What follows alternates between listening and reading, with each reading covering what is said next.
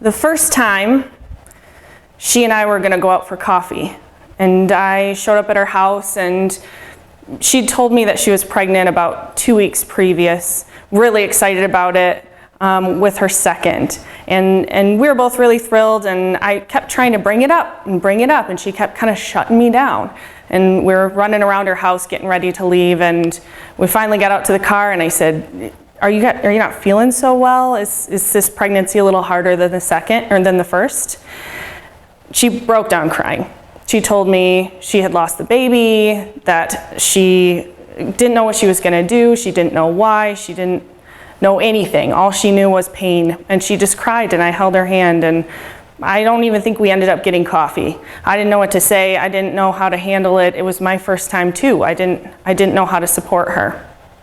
A couple months passed. She got pregnant again. We were all really excited for her. She was terrified, horrified, so nervous. She didn't even want to talk about it. She was so scared. But things progressed, and she kept going weeks and weeks. I got a phone call, and her name popped up on the screen. And I immediately just felt this sort of like itch in my stomach, like, oh, I mean, I'm glad to hear from her, but I'm nervous. I wonder what she's gonna say. Sure enough, she called. Her voice was already thick with tears, and she said, we lost this baby too. I talked with her as much as she could talk. She didn't really know what to say. I could tell she was kind of numb. And so we ended the conversation sort of, well, that sucks. And I don't know how to comfort you. We didn't talk about it, we didn't talk about it, we didn't talk about it. I didn't even know the third time that she was pregnant. I just got a text message. We lost this baby too. This is what infertility does to people. It isolates them. It makes them numb.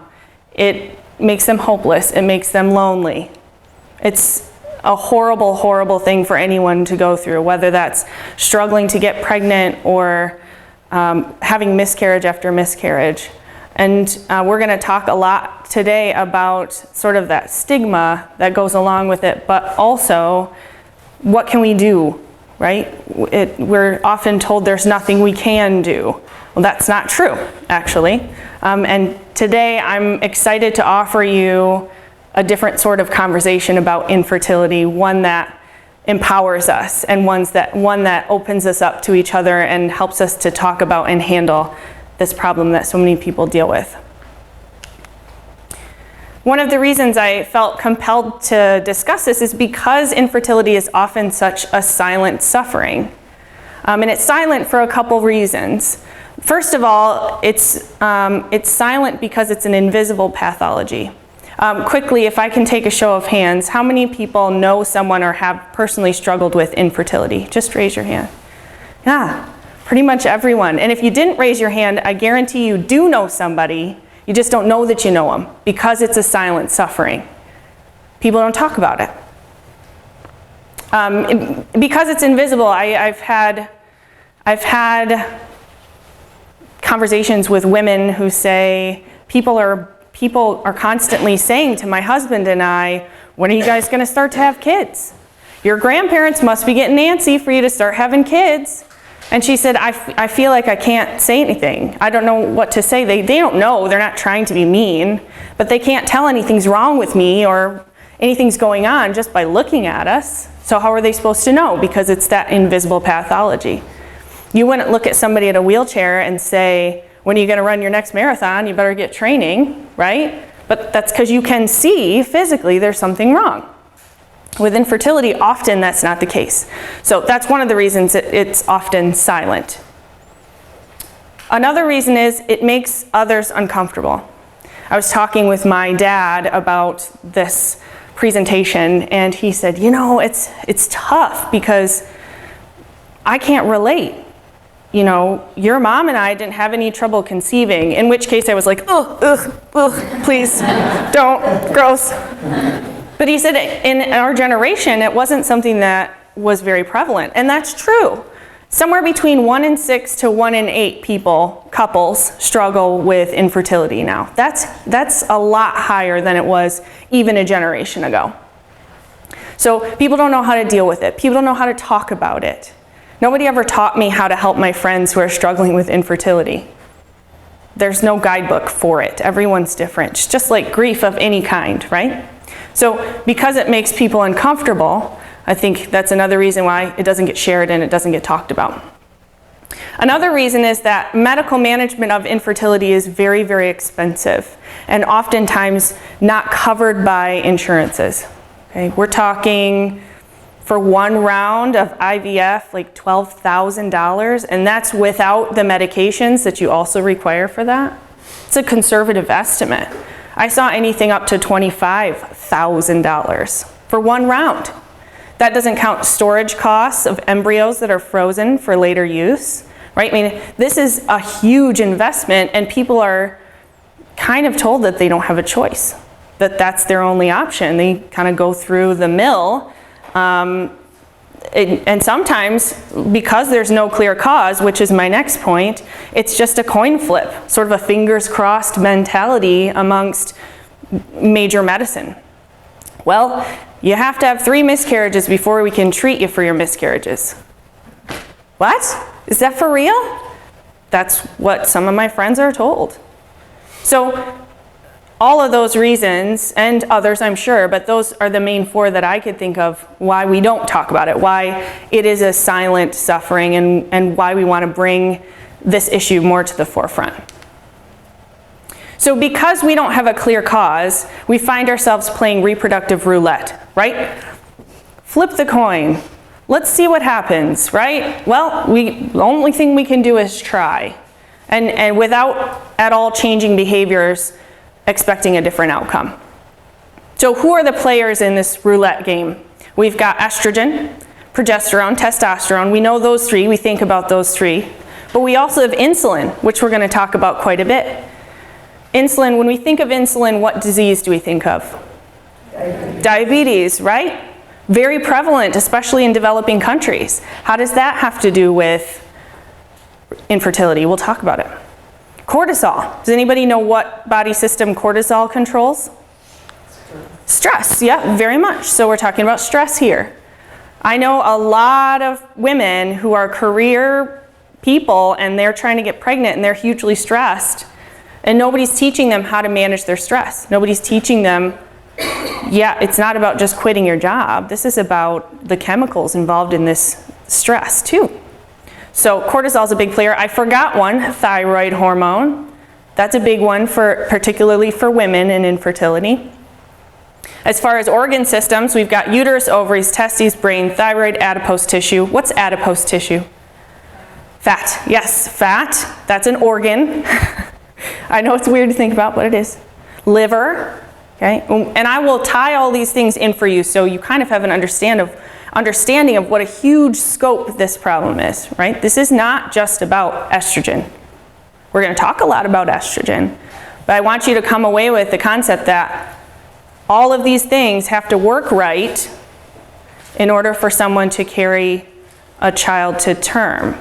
It's amazing if you know what that takes that we do it at all. For instance, now, I'm not one to gender stereotype, but women are more complicated. Okay, we're complicated. And this chart shows that. Look at all these hormones that are in play just to have a normal menstrual cycle. Okay, most women have altered one or more of these hormones at some point in their life, whether they meant to or not.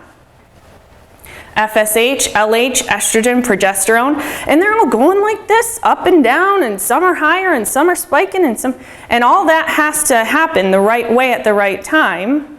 This is just the women's side, by the way. So we've got a whole other side of things that we're not going to focus on tonight, but that shares equal weight, actually. 30% to 30% women to man when it comes to problems in infertility. So traditionally, it's been looked at as a women's problem. That's not what the research says. Okay, we're going to focus on that side of things, but there's certainly more to be said for that as well. So this slide, I'm not going to explain it to you. I'm not sure I even understand it, to be honest. But that's just to show you how complicated this issue is and how many things have to go right Or in the case of infertility, how many things can go wrong to contribute to this problem. So we're going to talk about two main causes of infertility in women tonight. I hope to do a follow-up series at some point about men as well, because it's equally important. But in women, we know that infertility is highly complex and multifactorial. Multifactorial meaning many factors, right, involved here. So all those players, all those hormones we talked about, any one of those, or usually most of the time, more than one of those can be an issue.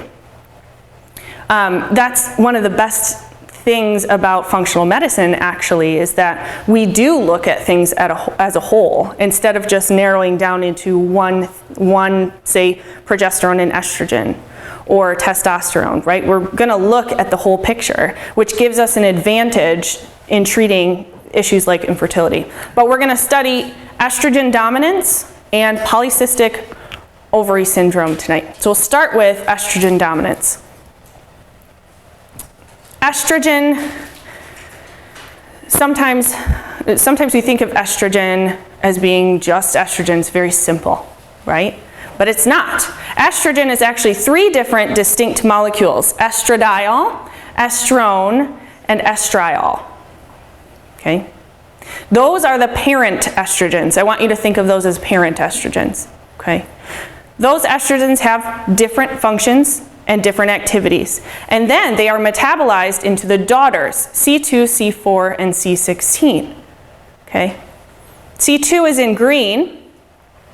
Okay, that's 2-hydroxyestrone. This is our good daughter. Okay? She's got a 4.0 average GPA. She's a star in the school play, right? She likes puppies. She's the good daughter. Yeah? We like her. C4 and C16, they're the ones sneaking out of class to go smoke in the parking lot. Okay? They're not the good daughters.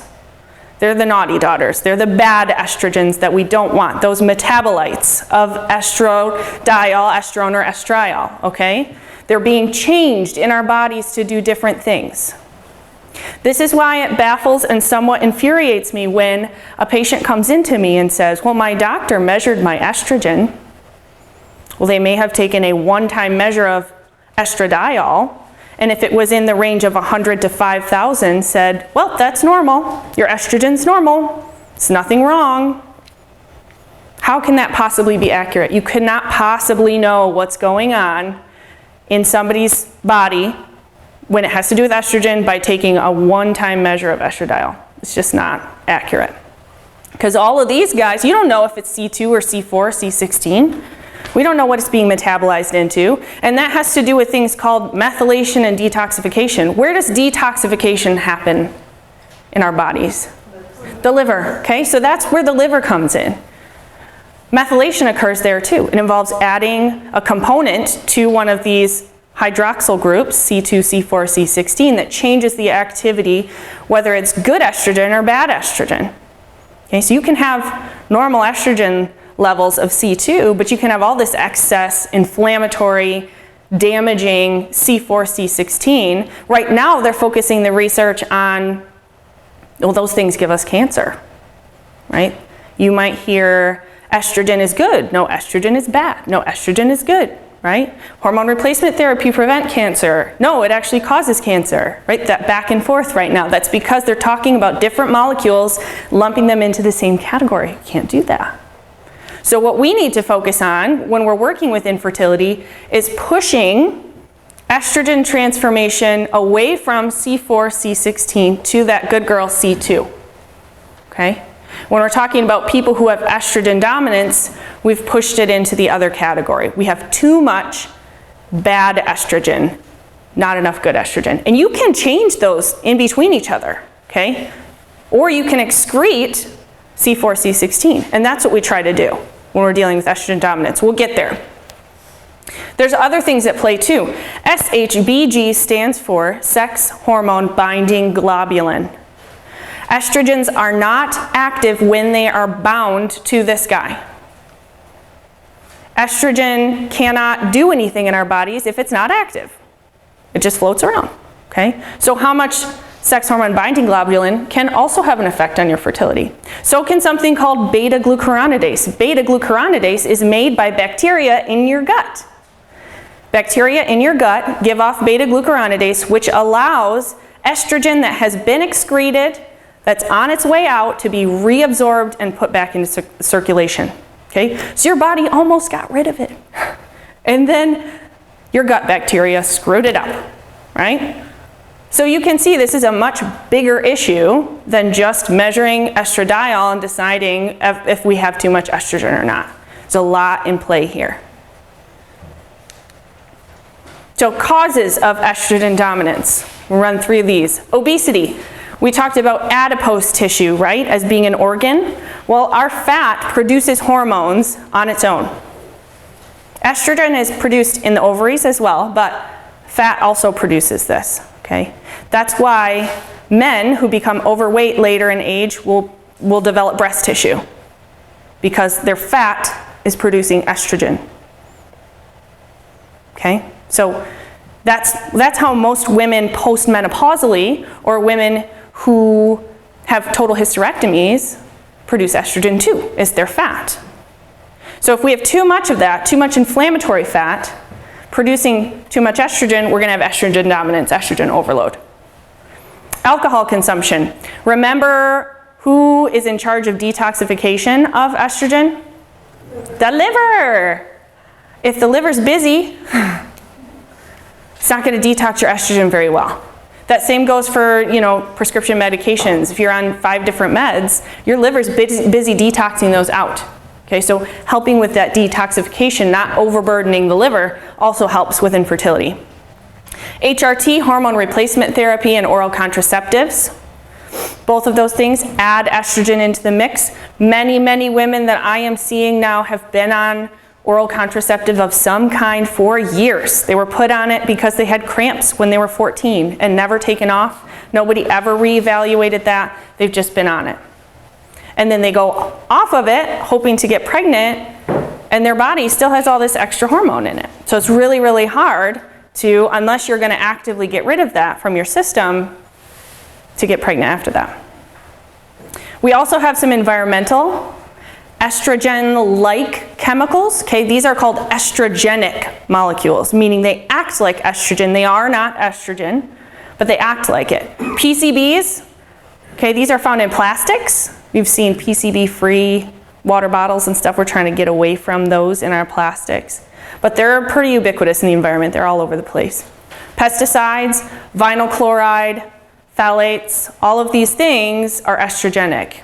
And they are found in very common everyday things all around us. Vinyl chloride, think your shower curtain, right? You heat that sucker up and it starts to release all of these molecules into the air that you breathe in or go through your skin. Very estrogenic.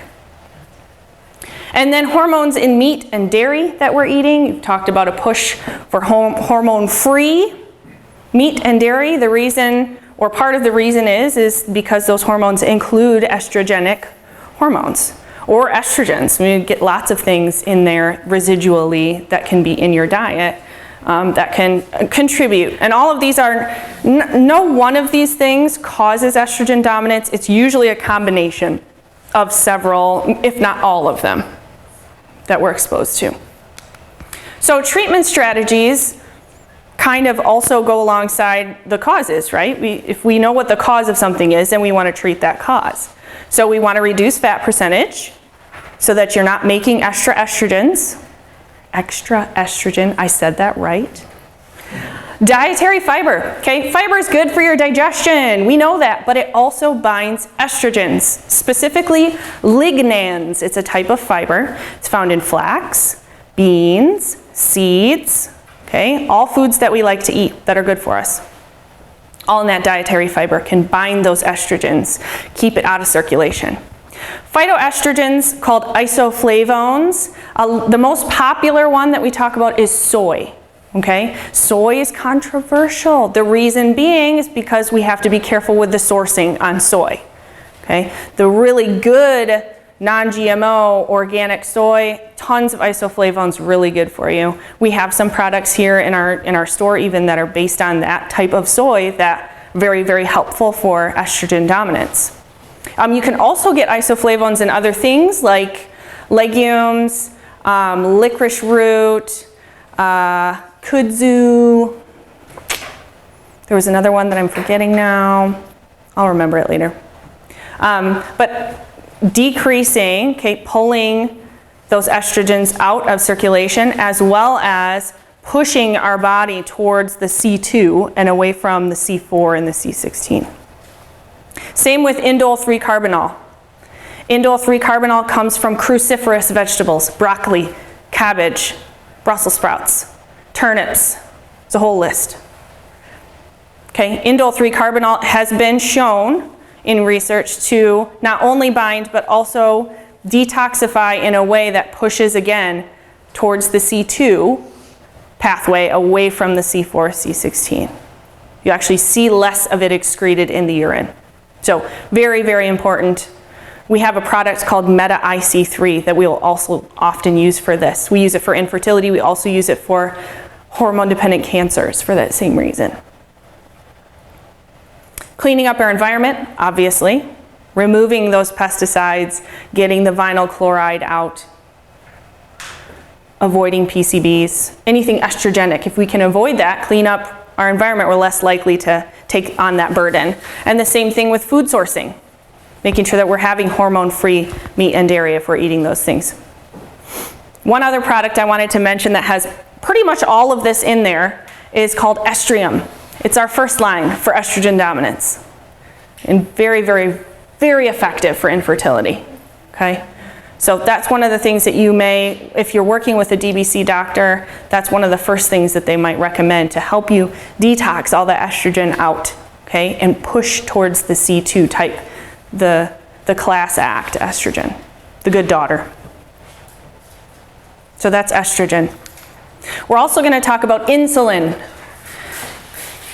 I bring this up because of a disorder called PCOS, polycystic ovary syndrome, which is basically formation of cysts in the ovaries secondary to insulin resistance in those same areas, okay? Specific to the ovaries. Sure, these people often are insulin resistant overall, okay? They're the ones that eventually develop type 2 diabetes. Their body does not respond to insulin, or they're overloading on certain nutrients that cause a release of insulin. The blood sugar is too high. These cysts don't allow ovulation to happen normally. Critical step for fertility, obviously. No egg, no baby. So, other symptoms for insulin resistance that are often seen before cysts are formed, which makes it difficult to diagnose, are weight gain, skin tags, hair on the face, moods, depression, anxiety, irregular cycles. A lot of women have those things going on, and they often don't associate it with a possible PCOS. Okay, sometimes it's a diagnosis of exclusion where they try everything else, and then they say, well, you must have PCOS. There's nothing we can do for you. Which is not true. There's lots you can do. But if you don't know, and it's a coin flip, then it's tough, right? It's tough to know what to do. So causes of this excess androgen production in the ovaries. Androgens equal testosterone plus a couple other minor players, but we're saying testosterone here. Altered cortisol, this is where our adrenals come in. Cortisol can turn into an androgen, and that can be caused to increase the insulin resistance in the ovaries. Okay, so a woman who has very high stress or has gone through very high stress and her cortisol is very high all the time, that's called adrenal fatigue, okay, or adrenal resistance. When that happens, women are more inclined towards PCOS. Same thing with overall insulin insensitivity. If overall in your body you don't regulate insulin well, you're going to have a hard time doing it in your ovaries, hard time getting pregnant. So what do we do about it? Focus on low glycemic foods, proteins, healthy fats, vegetables that are non-starchy, select fruits, right? Pineapple and mango don't count. Those are high glycemic. Stay away from processed foods at all costs. Most grains tend to be higher glycemic. Okay? If it's white or beige, probably shouldn't be eating too much of it. Yeah? Some dairy can be very high glycemic index. I have a lot of women who, and this is more during pregnancy, but their doctors aren't very specific when they tell them what they should be eating. Well, just get a lot of calories in. Just, if you feel like eating ice cream, just eat ice cream. Doesn't matter. It does matter a great deal, actually, what your calorie is. Not how much, but what food you're taking in. Specifically when we're talking about insulin resistance. So working on our overall insulin by eating lower glycemic foods will help with PCOS. Stress and adrenal care, right? Modulating stress, caring for the adrenals. This isn't just, well, you're too stressed. I know a lot of women who get that and they go, what am I supposed to do, right? I got all this on my plate. I can't just not do things. So it's how do we manage our stress? What are some strategies that we can use to lower our reaction to stress, right? That's functional medicine. It's not avoiding, it's how do we modulate our response to that? Decreasing our fat percentage. Again, women who are obese or overweight or have too high of a fat percentage are always going to struggle to become pregnant. Their infertility is going to be way higher than women within a normal fat percent range. And it doesn't just mean slender versus curvy. Okay? You can have low muscle, high fat percent and be a slim person. Okay? This means getting out and putting on some muscle, translating some of that fat to muscle. And then we do have a product that we will use called myo-inositol. This is in the B vitamin family. Okay? Side note on B vitamins for women, particularly Caucasian women, we don't do so hot metabolizing these guys. Okay? We don't transform them into the active form very well. A lot of us have genetic changes just because historically they've been passed down that don't allow us to utilize B vitamins. So it's important that you get really high quality, preferably methylated B vitamins. The myo-inositol is changed already for you. So if you think, well, I'll just up my B vitamins from Target, probably not going to cut it. Myo-inositol is a specific form of that. And what it does is it works in the ovaries and in the brain to reduce insulin sensitivity. It was originally used for neurosupport, and you'll see that if you take a look at the product itself. Most of the research when that product was developed was for neurologic issues. And only recently have we realized, wow, this is huge when we're talking about PCOS. So Senatol is the name of the product, but the main ingredient is that myo-inositol. So insulin, right? We've got estrogen, we've got insulin. Two of those biggies, okay? And they're kind of through everything. So we talked about how infertility is often silent. We don't know people are dealing with it. There's barriers to talking about it, that it isolates us, okay? We talked about some of the causes, estrogen dominance, PCOS. We talked about how estrogen is not simple. We talked about how insulin and cortisol also play a role and are often underdiagnosed. We talked about how common and how growing these problems are with couples today. The good news is that functional medicine is ideally suited to helping with these issues. Because we take a step back and we look at the big picture. And we don't just say, well, you'll have to go through a couple more miscarriages before we can do anything for you, right? We say, no, let's do it. Let's do stuff now. Let's make some changes. We know how to treat these things. We know how to get at these core issues. We know how to get at the causes. We know. There's so much we can do. And really it comes down to, with functional medicine, we're doing wellness care. We're not just managing symptoms. So often infertility is pushed off to the side as a symptom, right?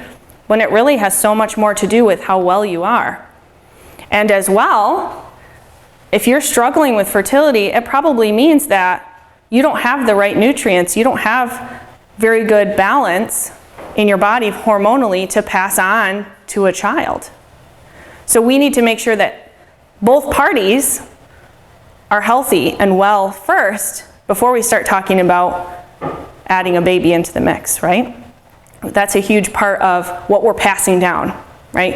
And I think we are, unfortunately, right now, passing down these problems by just patching the symptoms instead of, okay, well, if they carry to term, that's victory, right? Who cares that now mom's not gonna have a regular period for 2 years and probably also is gonna struggle with other things when she hits menopause, and baby probably doesn't have enough B vitamins because, right, this ends up being sort of a trickle-down effect if we don't take care of the cause. And that's what we try to do with functional medicine, is we take care of the cause. Wellness care, not symptom management. Be happy to take any questions that you have. Here are my references. Thanks for listening.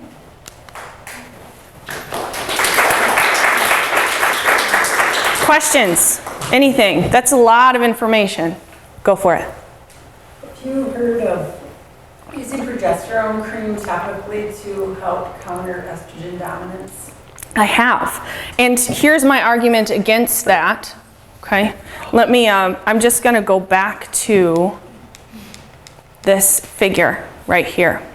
Do you see, if you see progesterone, it's kind of a greenish color. See this? It's supposed to be green. Can you see that? Yeah. See estrogen, how it goes up, and then it dives down below progesterone, okay? This is where pregnancy happens and is sustained. You need to have more progesterone than estrogen to maintain a pregnancy, which is why we've been dumping more progesterone on to these women to try to get the progesterone higher than the estrogen. Make sense? Seems to make like really, really good sense, except why wouldn't we just lower the estrogen?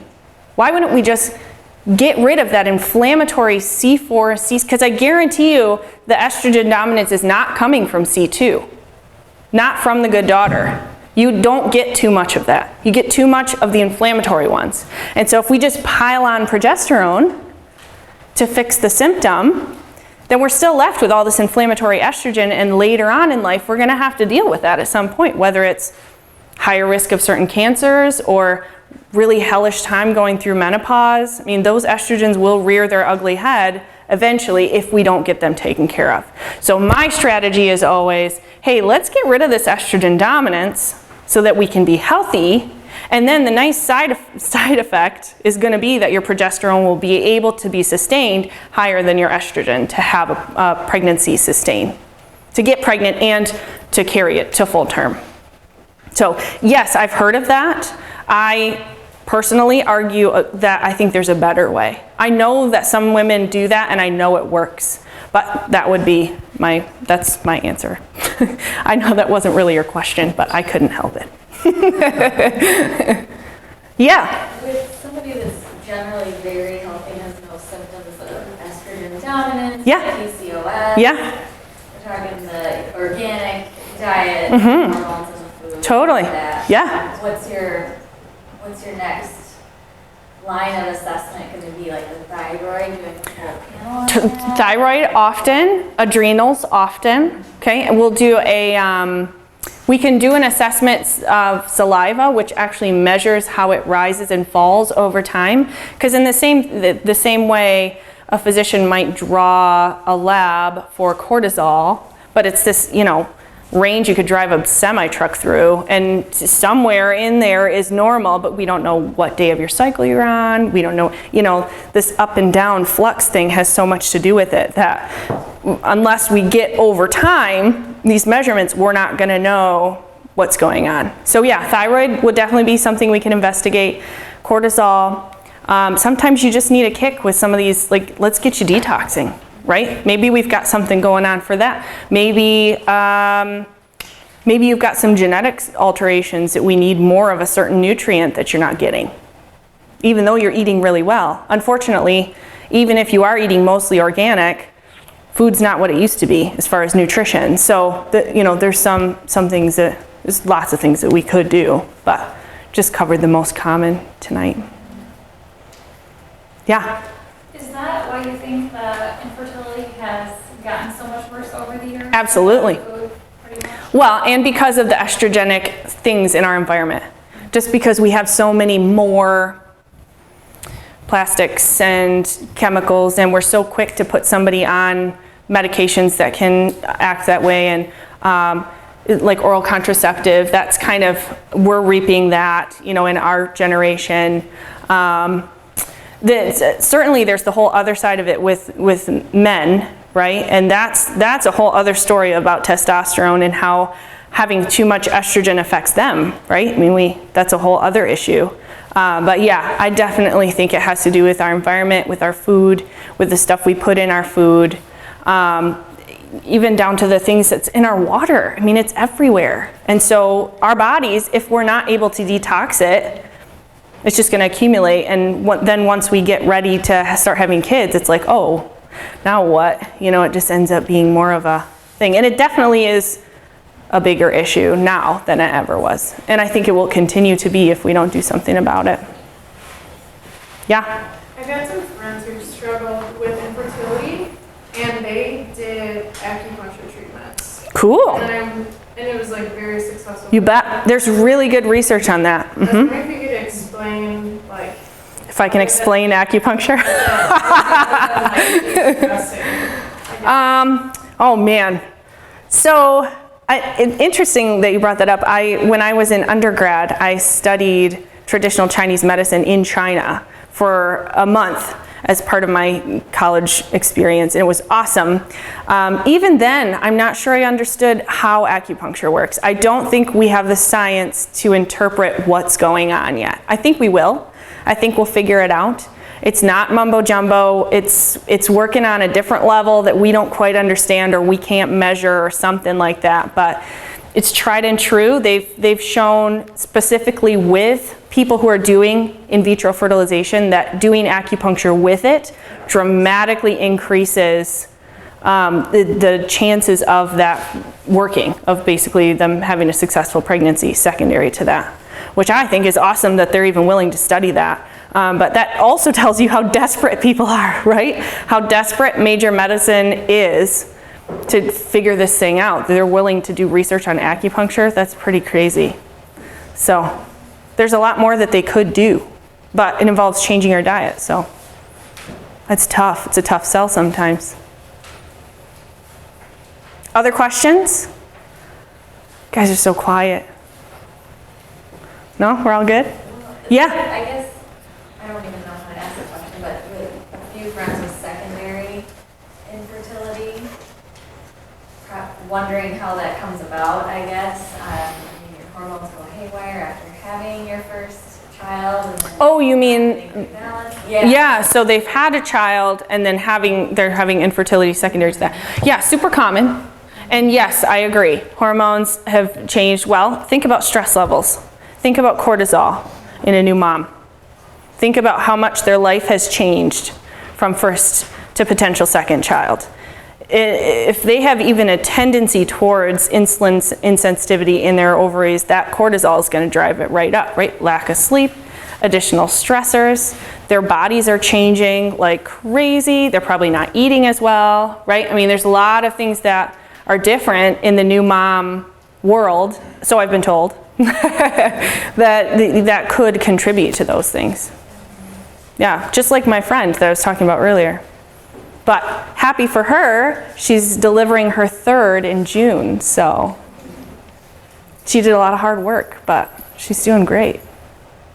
So. What's the risk factor of age? I know you always say like 35. Yeah, that has less to do, I would say, with fertility than it does have to do with genetics, right? With neural tube defects and chromosomal abnormalities and that kind of thing. I didn't really get into research about that for this presentation, but I do know that women are having children much later now because people are going to grad school, people are putting off having families, and that may or may not contribute. I know the research, when I looked at infertility, they pretty much cut it off at 33. So women above 33 are not counted in a lot of these numbers because they're not considered childbearing age. Right? Right? Yeah? Yeah? Yeah? Now, again, the trend is definitely moving that direction, and I'm sure the research will follow that. But the research that I'm looking at, the most recent research compiled, is from 2010. So I'm sure things look much different now, and will when we look back on it, when we get there. But obviously that's all in the works. Cool, you guys all set? Oh, one more? Just you were mentioning some foods that might be helpful to eat. Oh yeah. You mentioned licorice root, Licorice root. kudzu, and Kudzu, yeah, that's going to be something that you'll find in a supplement. That's probably not a food you're going to find. Kudzu. Yes. Okay, and what else did you say back then? I didn't catch up. Flax, any sort of legume, and then your cruciferous vegetables are always big ones. Obviously, there's tons of other things, B vitamins, omegas. I mean, there's loads of stuff that you're going to need to have a healthy pregnancy that I didn't talk about here, but I'm just focusing on the two main things that we see come into the office. So, cool guys, I'm gonna let you go. If you have any other questions, I'll be up here. Thanks again, you're a great audience. Appreciate you guys coming out.